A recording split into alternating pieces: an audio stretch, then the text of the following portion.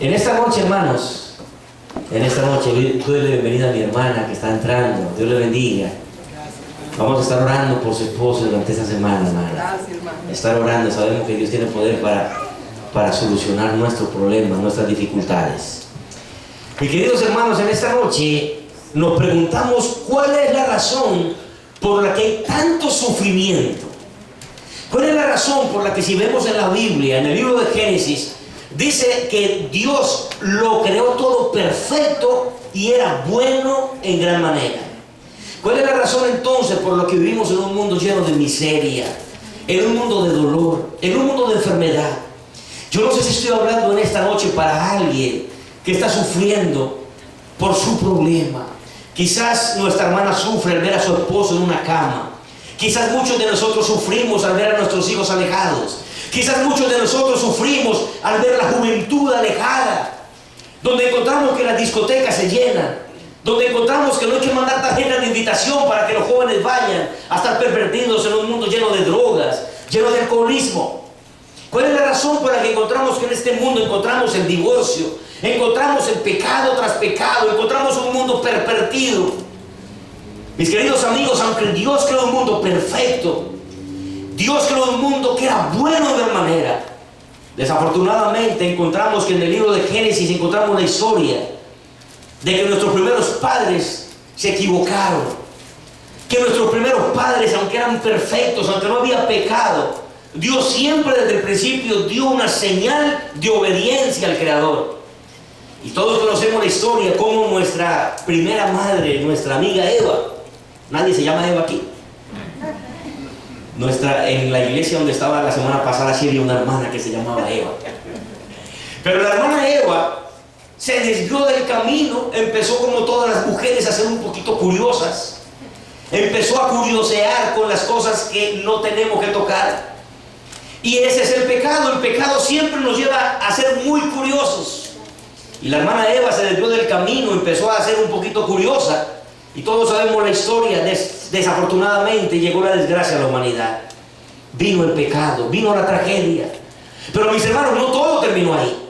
A pesar de que hubo sufrimiento, a pesar de la tragedia, a pesar de que Dios había dado una señal de obediencia, a pesar de eso, es tan grande el amor de Dios que desde Génesis 3:15 llegó una promesa maravillosa, la promesa de un Salvador.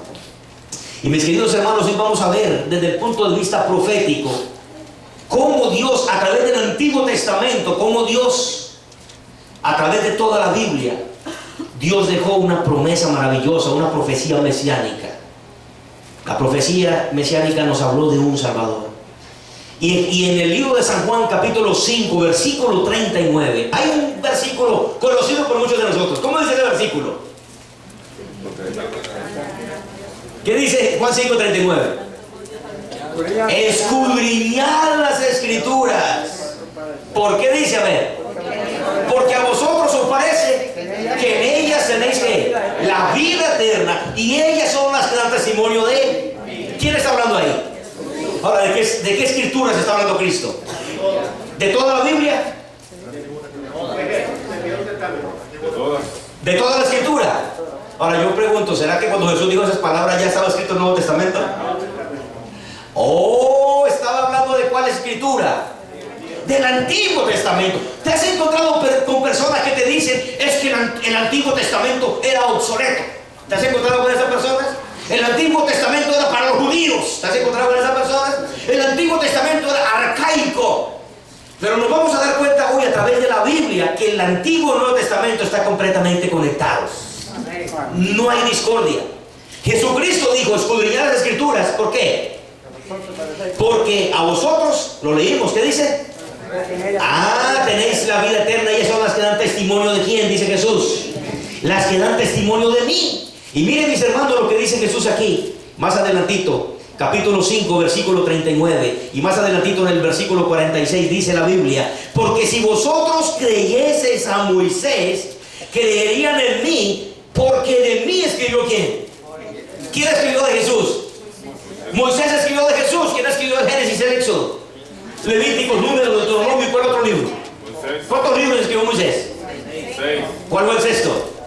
El libro de Job. Muy bien. Job Es uno de los libros que escribió Moisés. Y Jesús dice aquí: si vosotros creyeseis en Moisés, creerían también en mí, porque de mí escribió él.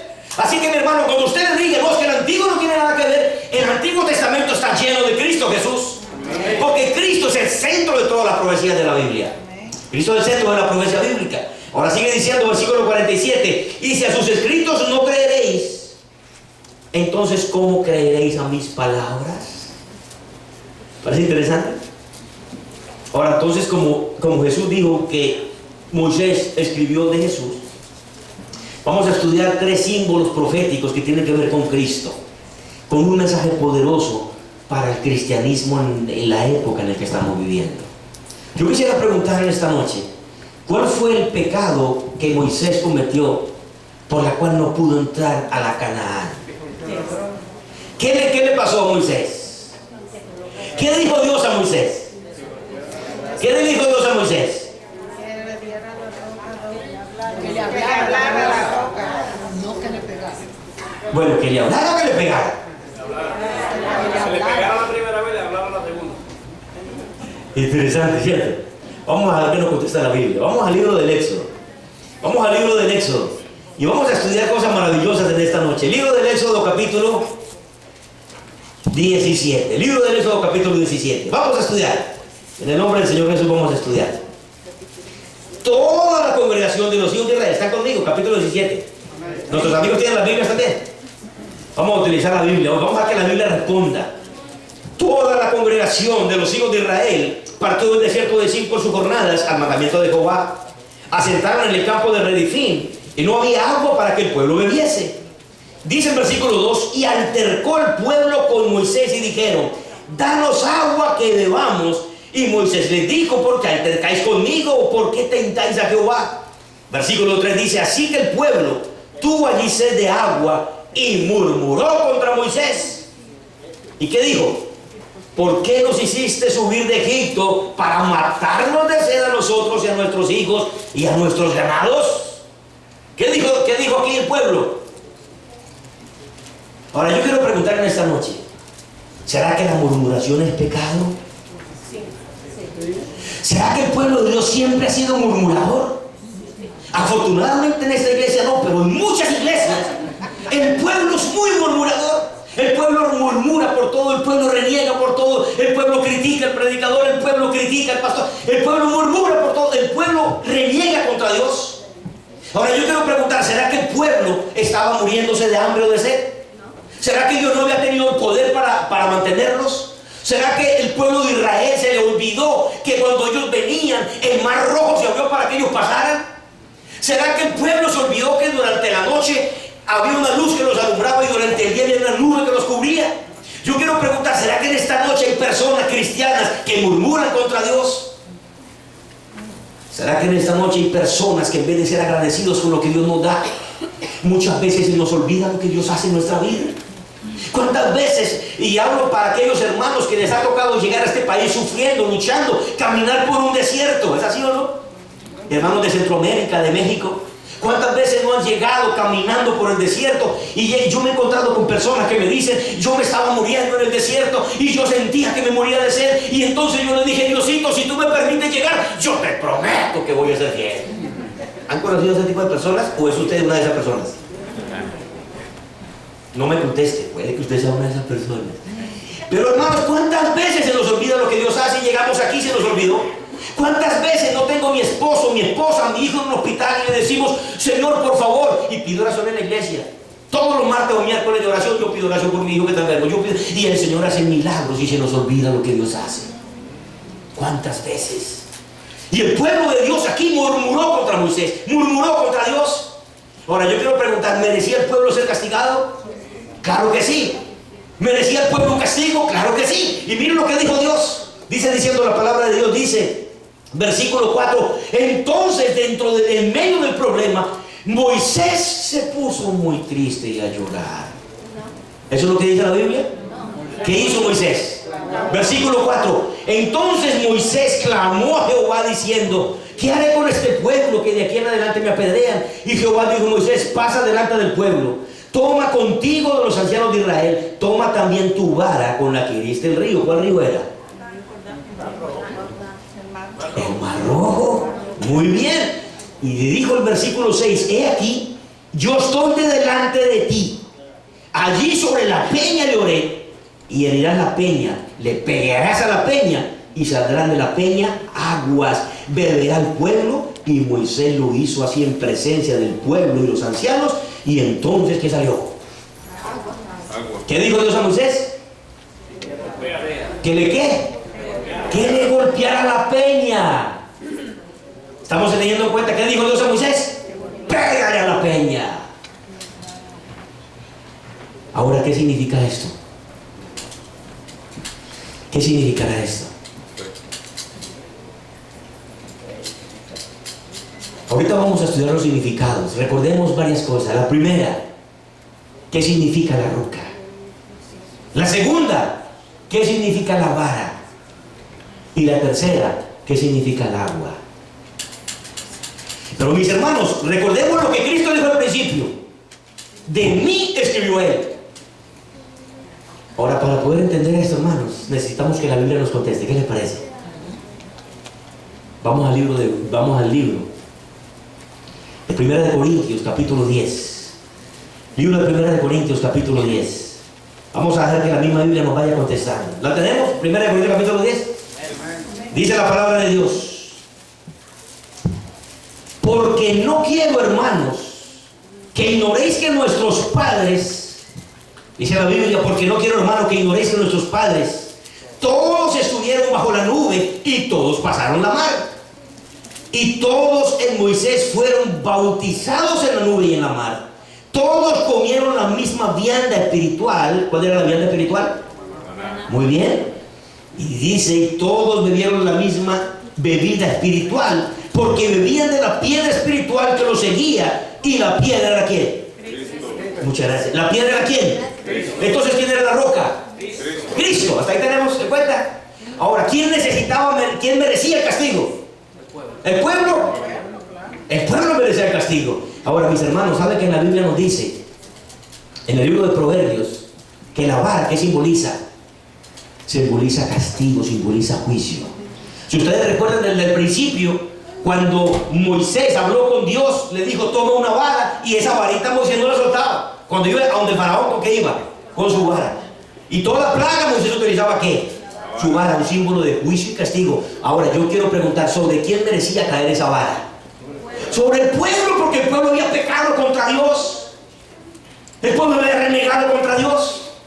Y aquí nos damos cuenta cómo hay conexión entre el Antiguo y el Nuevo Testamento, cómo el apóstol Pablo está hablando de lo que pasó con el pueblo de Israel. Ahora, mis hermanos queridos, es bien sencillo. Ahora, ¿qué significa entonces? Ya sabemos que la roca, ¿quién representa? Cristo iba a ser ¿qué? Iba a ser castigado. ¿Quién merecía el castigo? El pueblo. Pero Cristo dijo, golpea la vara, porque yo voy a estar ahí paradito delante de ti. ¿Sobre quién caía el castigo? Sobre Cristo Jesús. Y ahora, ¿qué significa entonces el agua? La vida. Vamos a dejar que la Biblia nos conteste. ¿Qué le parece? Vamos al libro de San Juan.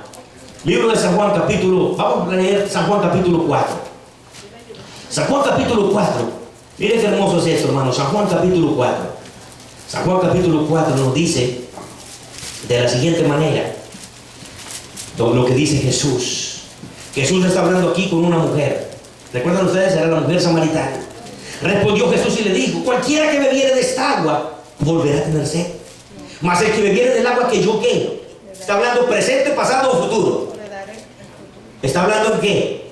En futuro. Jesús dice, mas el que bebiere del agua que yo le daré, para siempre no tendrá sed. El agua que yo le daré será en él una fuente de agua que salte para vida eterna. Y miren lo que nos dice más adelante el capítulo 7 del libro de San Juan.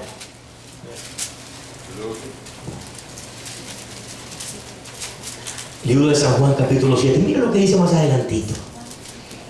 En el postrer día grande de la fiesta. ¿Por cierto qué fiesta era? La fiesta de las cabañas. Dice, y Jesús se puso en el postrer día grande de la fiesta. Jesús se puso en pie, clamó diciendo, si alguno tiene sed, venga ¿quién? Dice Jesús, venga a mí y beba. Y esto dijo del Espíritu que había de recibir los que ¿qué? Los que, ¿qué dice la Biblia? Y esto dijo del Espíritu que habían de recibir los que creyesen en Él, pues aún no había venido el Espíritu Santo, porque Jesús no había sido glorificado. ¿Qué significa la roca? Cristo necesitaba ser ¿qué? Golpeado, maltratado, azotado. La vara del juicio cayó ¿sobre quién? Sobre Cristo. Quiero preguntar, ¿Cristo había pecado? No. Hebreos dice que Cristo fue tentado en todo, pero no pecó nunca, sin pecar. Y el juicio que necesitaba caer sobre el pueblo cayó sobre Cristo. Ahora, ¿qué pasó aquí? Cuando Cristo vino, Cristo fue maltratado y golpeado, escupido y muerto por nosotros, por todos los pecadores de la humanidad. Ahí fue cuando Cristo dijo: yo me voy, ¿y a quién enviaré? Entonces, ¿qué representa el agua aquí? Al Espíritu Santo. El Espíritu Santo aquí representa, el agua representa el Espíritu Santo, y a la vez representa a Cristo como el agua de vida. Y cuando Cristo vino: yo me voy, pero os enviaré. Nosotros ahora, ¿a quién tenemos? Al poder del Espíritu Santo. Y mis queridos hermanos, hay una conexión perfecta, hay una conexión maravillosa. Cristo es la única fuente de poder. Cristo es nuestro único sacrificio.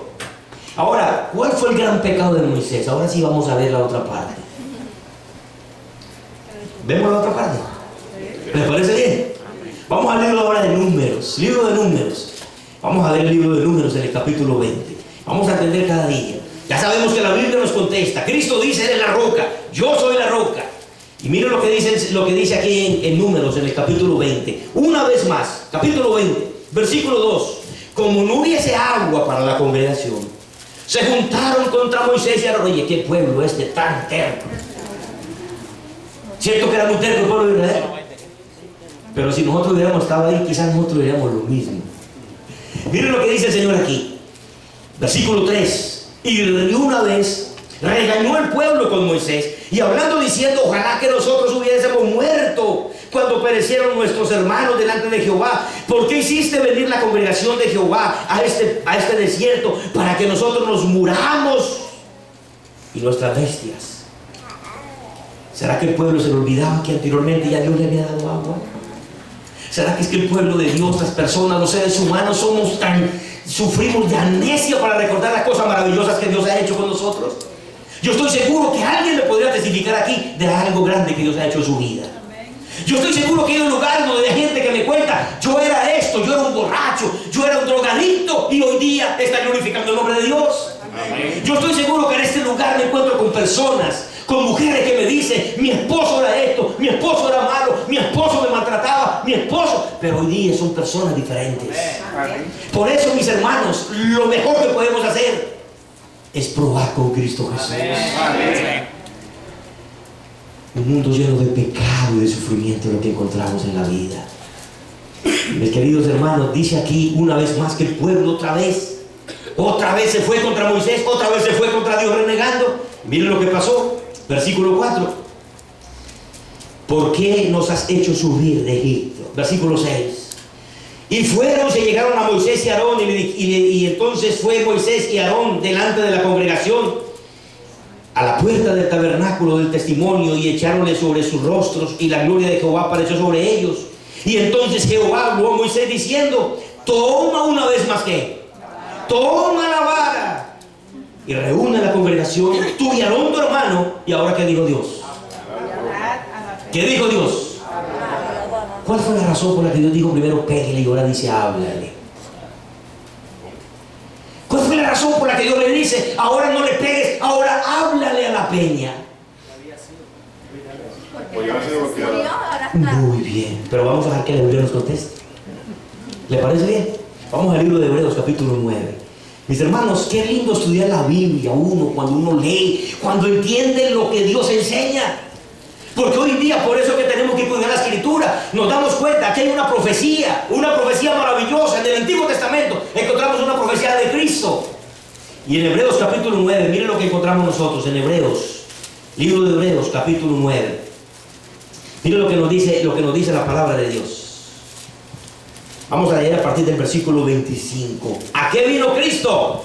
No para ofrecerse cuántas veces, muchas veces a sí mismo, como entra el pontífice en el santuario cada año con sangre ajena.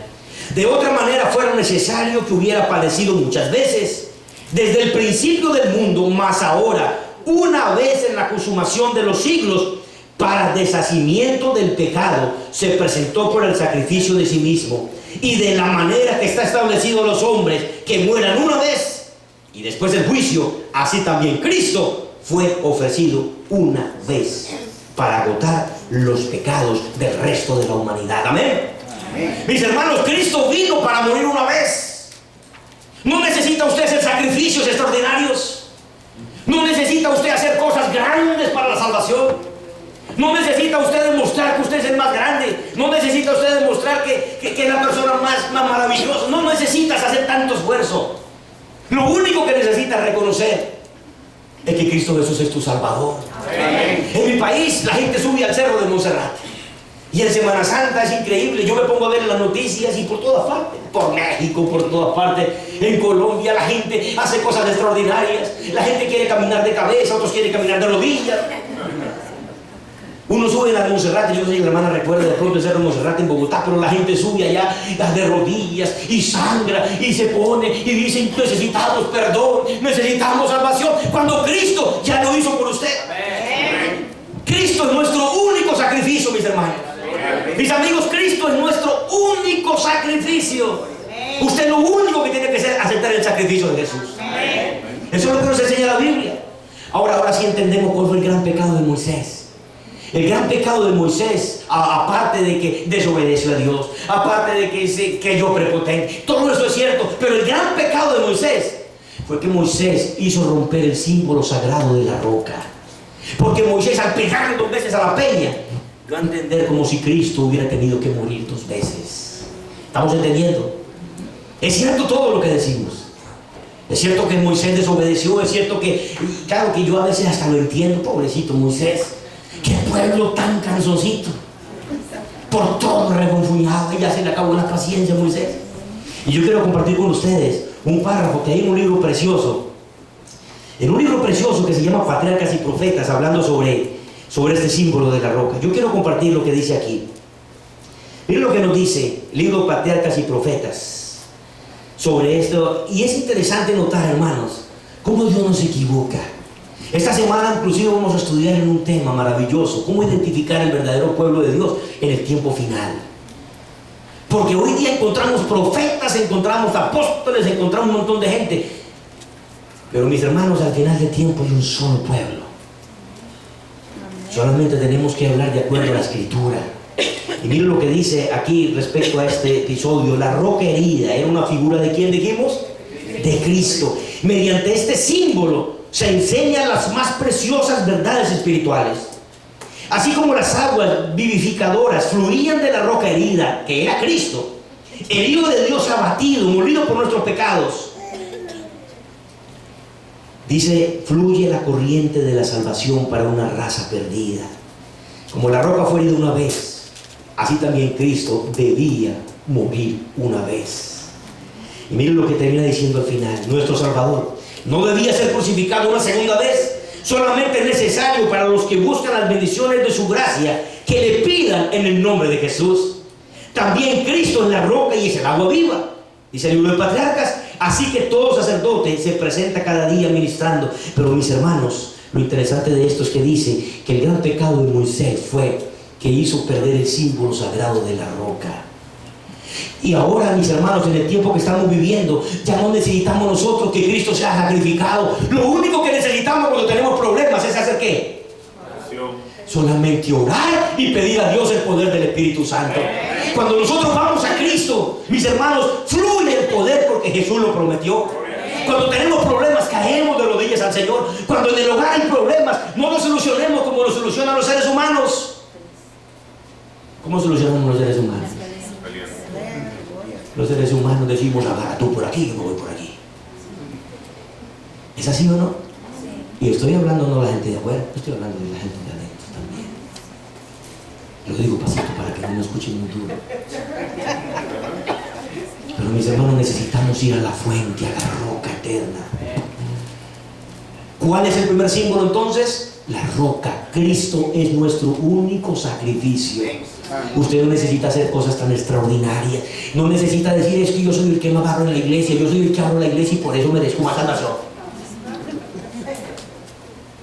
Como dice la lección, la fe sin obras es muerta, pero las obras son el fruto de mi relación con Cristo. Otro símbolo maravilloso que no puedo dejar de alto se encuentra en el libro de Génesis y también en el Antiguo Testamento. Cuando alguien le hable a usted, es que el Antiguo Testamento no tiene nada que ver con el Nuevo, usted muéstrele que Jesucristo dijo, las escrituras del Antiguo Testamento hablan de mí, porque el Nuevo Testamento no estaba escrito cuando Jesús dijo eso. Mis hermanos, hay algo aquí todavía más maravilloso. Más maravilloso. Está en el libro de Génesis. En el libro de Génesis voy a resumir la historia y usted puede leerla completa. Pero hubo un par de hermanitos que nacieron, que eran gemelos o mellizos. ¿Cómo se llamaban? ¿Cómo se llamaban? Bueno, más adelantito. Uno que eran de verdad mellizos, dice la Biblia. Esaú y Jacob. Y voy a resumir la historia. Vamos a resumir la historia para poder entrar en la parte más que yo quiero aquí, en la parte central. Mis hermanos, Jacob y Esaú eran un par de hermanos. El mayor se llamaba ¿cómo? Esaú. Esaú dice en la Biblia que el hombre era velludo, que el hombre le gustaba la cacería, que el hombre le gustaba todo allá en el campo. Y había otro que se llamaba Jacob. ¿Y cómo era Jacob? En mi país decimos andaba las naguas de la mamá. Era mami para acá y mami para allá. Todo lo que mami diga vamos a hacerlo. Y entonces dice la historia que él dependía de la mamita. Y entonces una ocasión la mamá, como aquellas madres que les gusta dar consejos prácticos a sus hijos, le dice, venga para acá mijo, le tengo una buena. El viejo ya está medio cegatón, vamos a hacérsela. Porque recuerden ustedes que en esos tiempos como empezamos al principio, era la promesa de un ¿qué? De un Salvador. Y todas las generaciones, todas las madres querían algún día ser la madre del Salvador. Y sobre todo en los hijos, y había esa posibilidad, esa ganas de uno ser el patriarca y de uno ser el primogénito y de uno que ahí viniera el linaje del Salvador. Y entonces, dice la historia bíblica, que entonces la mamá, por cierto, ¿cómo se llamaba la mamá de ellos? Rebeca. Muy bien, saben ustedes de Biblia, Rebeca. Y entonces Rebeca lo llamó y dijo, venga mijo, venga acá, vamos a hacerse la vieja. Y entonces lo llamó, yo vamos a hacérsela. Y entonces empezó ahí a meterle una tráfuga y le metió ahí un rollo raro. Le dijo, vamos a engañarlo, mató un corderito, lo vistió a Jacob. ¿Recuerdan ustedes la historia? Y Jacob fue todo contento, le hicieron la comida como a Isaac le gustaba. Yo le estoy resumiendo, pero me encantaría que usted la leyera. Está en la Biblia, no me la estoy inventando, ni la vi en una movie. Está aquí, esa es mi movie. Y dice la palabra de Dios entonces que cuando fue donde Isaac le dijo, pero yo siento que usted como que huele a Esaú, pero como que su vocecita no es como la de Esaú. Y yo me imagino que Jacob le diría, no papá, es que estoy cambiando de voz. Y el caso fue, mis hermanos, que Jacob cometió este gran pecado y engañó a su papá. Y recibió la bendición del papá. ¿Y qué pasó después? Dice la Biblia que llegó el verdadero.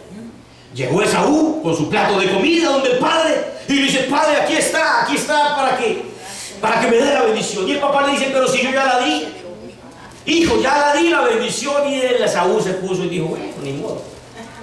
Eso fue lo que hizo Esaú. Esaú se puso furioso. Se enojó tanto contra su hermano que dice la Biblia que Jacob le tocó ¿qué? En Colombia decimos le tocó pagar escondideros a peso. Le tocó salir corriendo. Y cuando iba huyendo desesperado y angustiado porque su hermano lo buscaba para matarlo, y aparte de eso andaba angustiado por su pecado, es lo que llama uno proféticamente el tiempo de angustia de Jacob. ¿Recuerdan ustedes? Algún día viviremos el tiempo de angustia de Jacob. Y Jacob desesperado por su pecado, la Biblia dice que fue huyendo, cansado, desesperado, angustiado, porque él decía, Dios mío, yo pequé. Y como yo pequé, ¿ahora qué voy a hacer? La embarré. Cometí un grave pecado. Y cuando estaba angustiado, entonces se acostó. Y cuando él se acuesta ahí a dormir, Dios le muestra su misericordia y su gracia. Algunos dicen, no, es que la gracia del Nuevo Testamento, el Antiguo Testamento está lleno de la gracia de Cristo. Y entonces cuando él se acuesta, y aquí vamos a entrar en lo que yo quiero enfocar, versículo 12 del capítulo 28 del libro del Génesis. Soñó Jacob, y he aquí una escalera que estaba apoyada ¿en dónde? Estaba apoyada en la tierra, y su cabeza tocaba ¿en dónde? En el cielo. Y ángeles de Dios, ¿qué pasaba con ellos? Subían y bajaban ¿por dónde? Por la escalera. ¿Y ahora qué representa esta escalera? ¿Quién es la escalera? ¿Cómo lo sabemos? ¿Dónde lo encontramos en la Biblia? ¿Dónde encontramos en la Biblia que me dice que Cristo es la escalera? Vamos a dejar que la Biblia nos conteste. Capítulo Juan, San Juan capítulo 1 versículo 51. Vamos a leer capítulo 1 de San Juan capítulo 1 versículo 51. Vamos a ver qué nos dice aquí. San Juan 1, 51. Es lo que dice San Juan 1, 51. Dícele, de cierto os digo, de aquí en adelante veréis el cielo abierto y los ángeles de Dios que suben y descienden. ¿Sobre qué? Sobre el Hijo del Hombre. ¿A quién representa esta escalera? Representa a Cristo Jesús. ¿Y por qué entendemos? ¿Cómo entendemos eso? Mis queridos amigos, el único puente entre los pecadores y nuestro Padre Celestial se llama Cristo. Mis queridos amigos y hermanos, dice la palabra de Dios que Jacob, angustiado por su pecado, en el momento que le decía, Dios mío, pequé contra Jehová, Dios le dijo, aquí estoy yo y te muestro con esto que yo soy la única fuente de salvación. Yo le puedo mostrar que a través de Cristo Jesús obtenía el perdón de su pecado. Fue la única forma como Jacob encontró la paz. Fue la única forma como Dios le dice, Jacob, aunque te equivocaste, aunque tú cometiste un gran error, aunque tú la regaste, aunque la embarraste, Jacob, yo soy el único medio para que tú tengas el perdón de tu pecado. Mis queridos amigos, la escalera representa a Cristo Jesús. ¿Qué representa la parte de arriba? ¿Y qué representa la parte de abajo? Cristo Jesús es nuestro único intercesor. Yo soy el camino, la verdad y la vida. Nadie viene al Padre sino por quién. Por mí, dice Jesús. Que dice 1 Timoteo 2:5. Hay un solo mediador entre Dios y los hombres. ¿Y cómo se llama? Cristo Jesús. Hermanos, Cristo, la parte de arriba de la escalera, representa a Cristo Jesús como Dios, porque Cristo es Dios. Amén. Y la parte de abajo representa a Cristo Jesús como hombre. Como hombre acerca a Dios al hombre, y como Dios acerca al hombre a Dios. Amén. Eso es lo hermoso de este evangelio, hermanos. Que hay que saber entender, el único intermediario entre Dios y los hombres se llama Cristo Jesús. No hay ningún otro poder, no hay ningún otro santo, lo digo con mucho respeto, pero el único mediador, la única persona que nosotros cuando pedimos de corazón es a través de Cristo Jesús. Por eso Jesús dice, si confesares vuestros pecados, Él es fiel y justo para perdonar tus pecados. San Juan capítulo 2, 1 Juan capítulo 2 versículo 1 dice, hijitos míos, estas cosas os que os escribo para que no pequéis. Pero si alguno hubiera pecado, abogado tenemos para con el Padre. ¿Cómo se llama? Mis hermanos, el primer símbolo nos enseña de que Cristo es nuestro único sacrificio. El segundo símbolo nos indica que Cristo es nuestro único intercesor y nuestro único intermediario. No hay más. Alguien me podrá decir, ay, pero entonces nosotros ¿qué hacemos? Sí, mis hermanos y mis queridos amigos, es posible que muchos de nosotros crecimos con unas culturas en las que nosotros pensamos. Es posible que yo respeto, pero es posible que tú pienses que hay otros dioses. Pero mis hermanos, la Biblia dice que el único intermediario solamente se llama Cristo Jesús. El único intercesor se llama Cristo Jesús. En este momento Cristo está intercediendo de una manera maravillosa por ti y por mí. Cristo se encuentra en el santuario celestial ahí, haciendo un trabajo especial, maravilloso. Un trabajo donde lo que está haciendo es abogando por ti, por mí. Lo único que tenemos que hacer es aceptar su sacrificio, aceptar que es nuestro intercesor, aceptar que es el único medio de salvación, es a través de Cristo Jesús. Amén. Encontramos en esta profecía maravillosa de la Biblia, hermanos, cómo Dios no se equivoca. ¿Está claro el mensaje de Dios? Amén. ¿Amén? ¿Estamos entendiendo? Amén. Mis queridos hermanos y amigos, Cristo Jesús, 100% Dios, y Cristo Jesús, 100% hombre. Amén. Algunos dicen, algunos cristianos, es que Cristo es un diosecito menor. Algunos dicen, no, que sí fue un gran hombre, un gran profeta, muy interesante. Pero mis hermanos, desde el mismo nacimiento de Cristo Jesús, dice la Biblia que unos fueron a llevarle regalos y lo adoraron como Dios. La Biblia dice en Marcos capítulo 2 que cuando un hombre se bajó, por cierto, haciendo un paréntesis, en esa historia de Marcos capítulo 2 nos enseña algo hermoso. 4 hombres se fueron a llevar un paralítico, ¿recuerdan ustedes? ¿Y qué pasó? Llegaron a la iglesia, llegaron al lugar y dijeron, eso está como muy lleno, vámonos. ¿Qué hicieron? ¿Qué hicieron? Dígamelo fuerte. Por el techo. ¿Quién me enseña esto? Que cuando tú quieres encontrarte con Cristo, no importa lo que tú tengas que hacer. Porque nos encontramos con personas que dicen, ay, no, es que yo sí quiero entregarme a Cristo, pero es que primero, cuando tú quieres encontrarte con Cristo, no importa lo que tú tengas que dejar. Y a estos hombres no les importó tener que romper el techo, pero ellos querían ver a Jesús. Y estos 4 hombres representan a muchos seres, muchos paralíticos que hay afuera y necesitan de nuestros hombros para traerlos a los pies de Cristo. Afuera hay mucha gente que necesita de Dios. Hay muchos indigentes que necesitan de Dios. Pero muchos de nosotros no colocamos nuestros hombros. ¿Saben por qué? Porque si todavía nosotros ni nosotros mismos creemos, no tenemos nada para dar.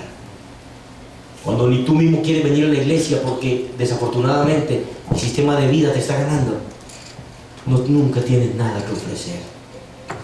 Pero vamos siguiendo adelante, mis hermanos, porque mi peor enemigo es el reloj. Cristo es nuestro único ¿qué? Intercesor. Pero antes de ir a ese texto, yo quisiera leer un texto que se encuentra en el libro de Isaías en el capítulo 44 y el versículo 9.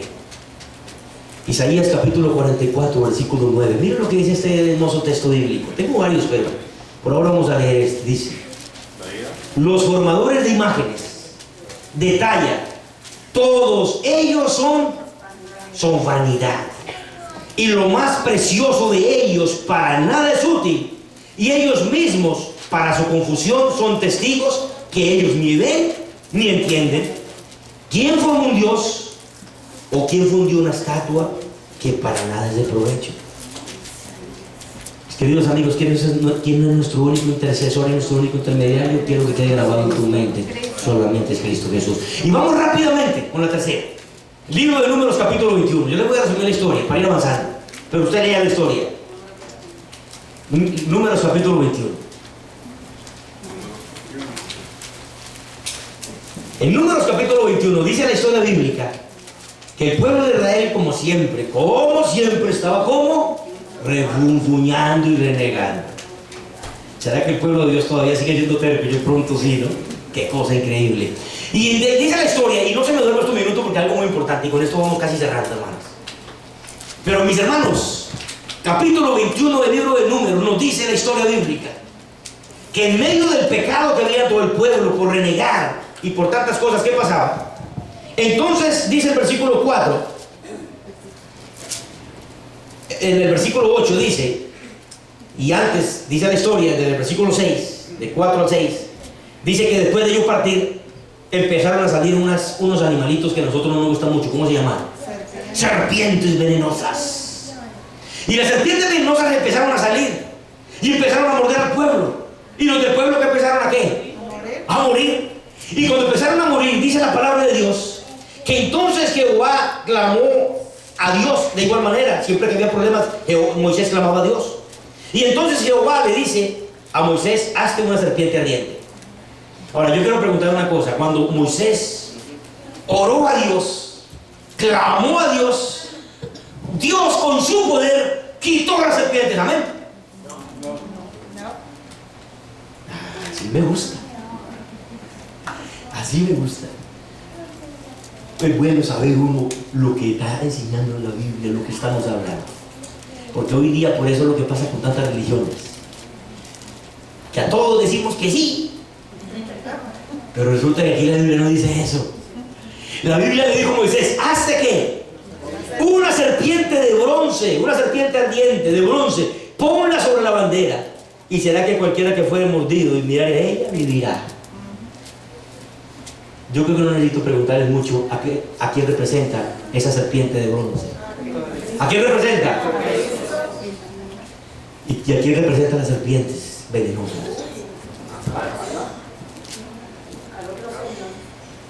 Ahora yo quiero hacer una pregunta. ¿Cuál es el animal que simboliza a Satanás en la Biblia? ¿Y cuál es el animal que simboliza a Cristo en la Biblia? ¿Por qué Cristo? ¿Por qué Dios no le dijo, ¿por qué no te pones un corderito?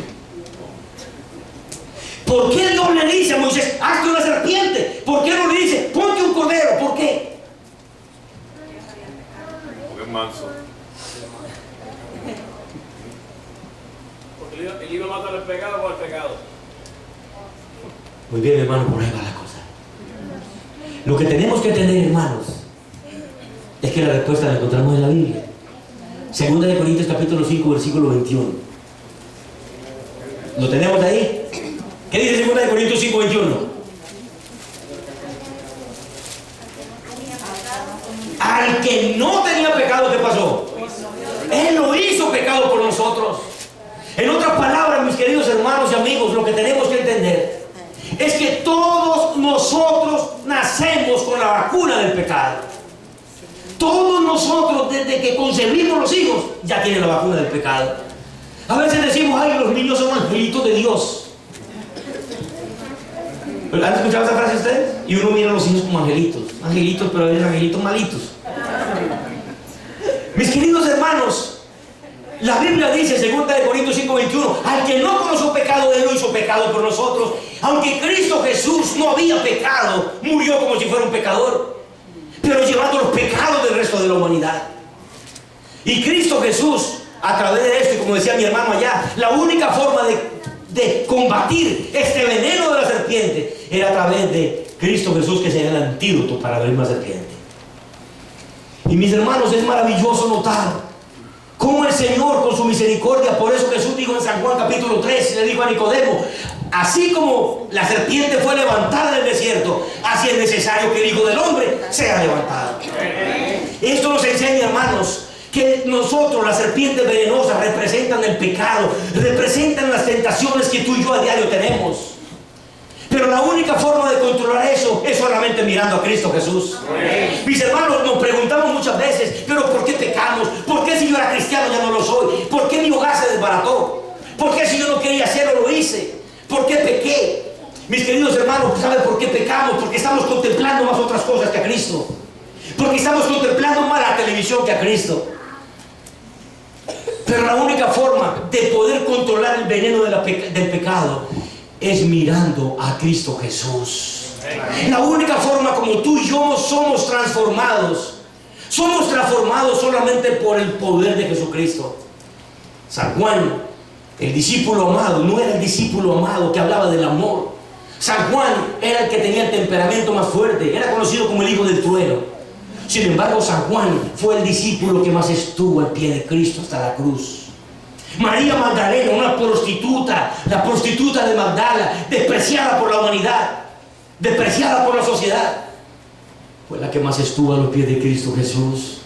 La única forma como tú y yo somos transformados, mis hermanos, es contemplando a Jesús.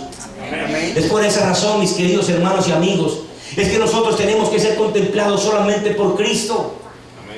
Muchas veces por eso caemos en pecado, muchas veces por eso fallamos, muchas veces por eso nos debilitamos en nuestra vida espiritual, muchas veces por eso nosotros decimos, pero ¿por qué, Señor? ¿Por qué no siento el deseo de ir a la iglesia? ¿Por qué me siento frío? Porque nos hemos olvidado de contemplar a Cristo Jesús, porque nos hemos olvidado de todos los días de rodillas buscar la oración.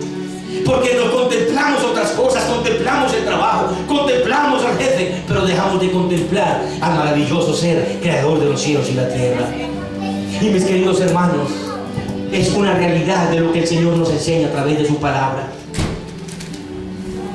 Es por eso que nosotros caemos.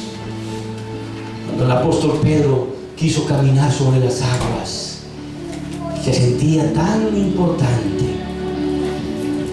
Empezó a caminar y empezó a decir: yo, qué interesante soy.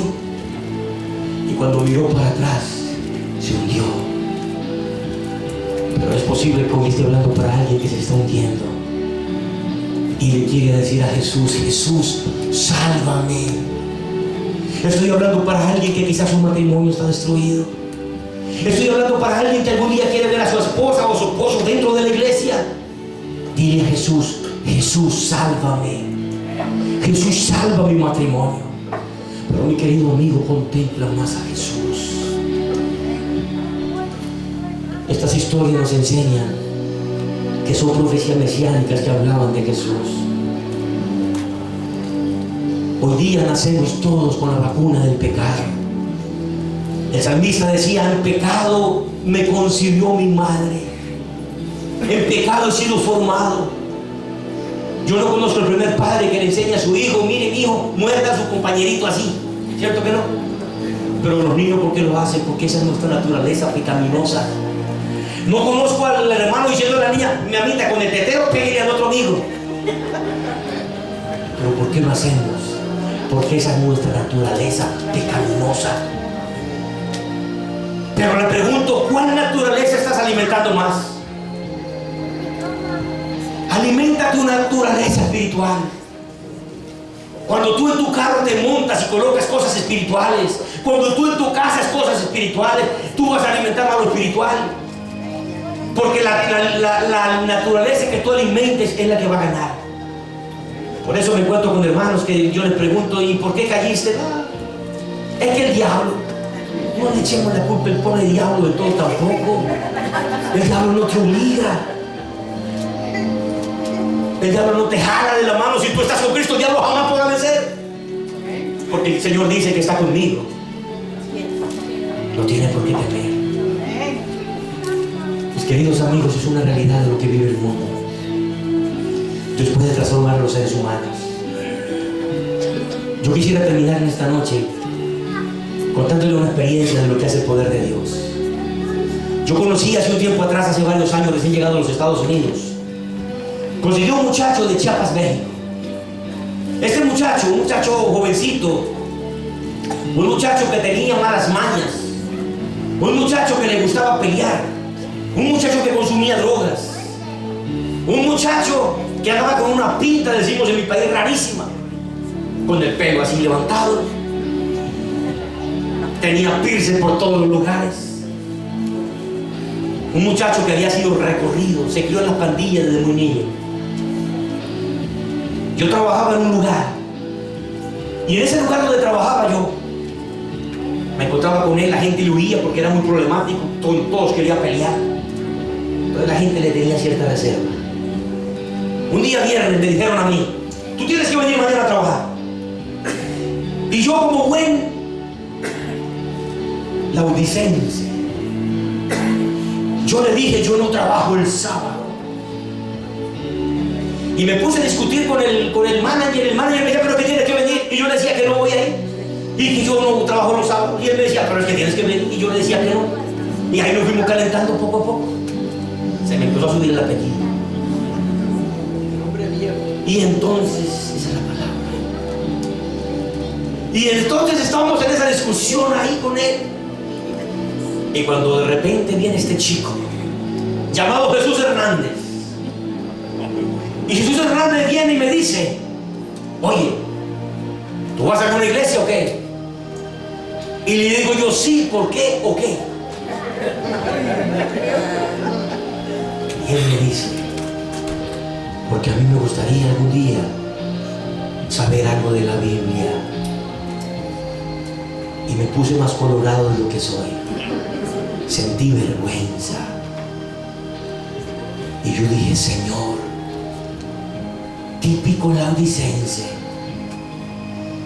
perfectos, pero nos falta entregar nuestra vida completamente a Dios.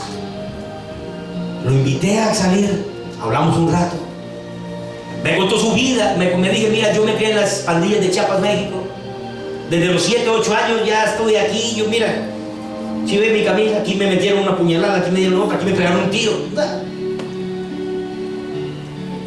Cuando empezamos a hablar con este chico, yo le pregunto, después le digo, yo, ¿te gustaría ir a la iglesia mañana? Y él me dice, ¿por qué no? Yo voy. Hermanos, y entonces yo le dije, yo paso por ti a recogerte. Sí, claro, yo te recojo. Y fui a recoger. 8:45 de la mañana pasé a recoger a Jesús Hernández. Tenía una pinta rara, su pelo raro, su camiseta rara. Y cuando llegamos a la iglesia, entramos, los hermanos lo miraron raro. Una hermana, cuando